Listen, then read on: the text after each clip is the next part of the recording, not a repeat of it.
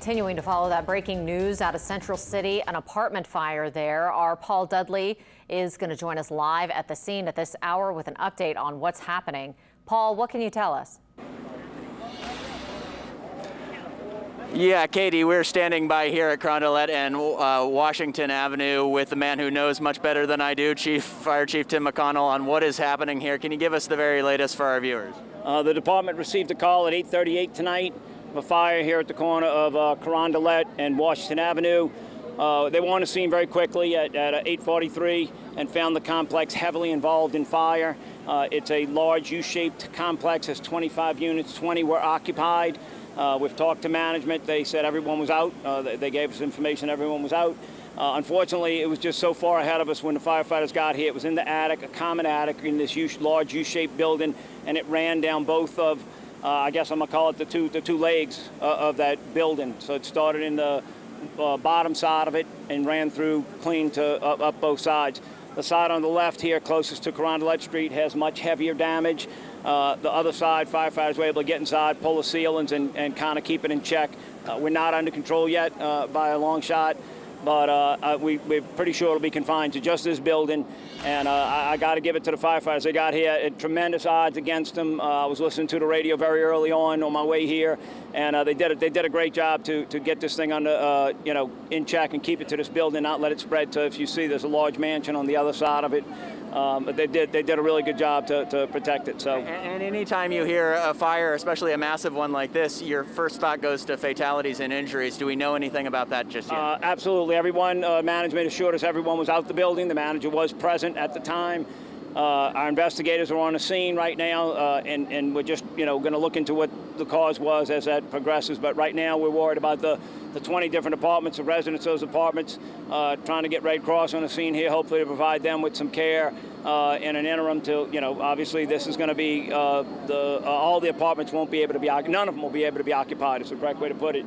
And so right now we're trying to get it under control and then hopefully find these people some place to stay tonight.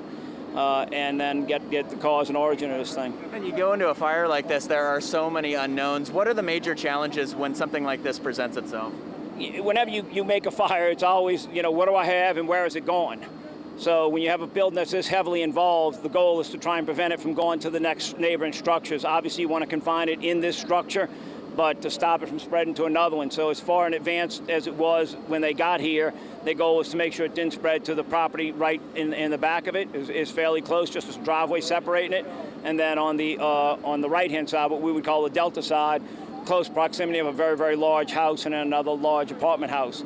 So keeping it from spreading to them and obviously making sure everyone was out. And as we sit here, we're on the corner of Carondelet and Washington Avenue. There are crowds of people standing and watching. There are you guys working still on this fire. When do you anticipate that you guys will be out of here and have this fire fully contained? We'll be here for a while but before this fire's under control, and then obviously out. We'll be here, I'm sure, till tomorrow morning before it's what we consider out. Hopefully we'll get it under control in the very near future. But then you have the long challenge of, getting the cause, make sure it's totally extinguished and then getting to the cause and origin.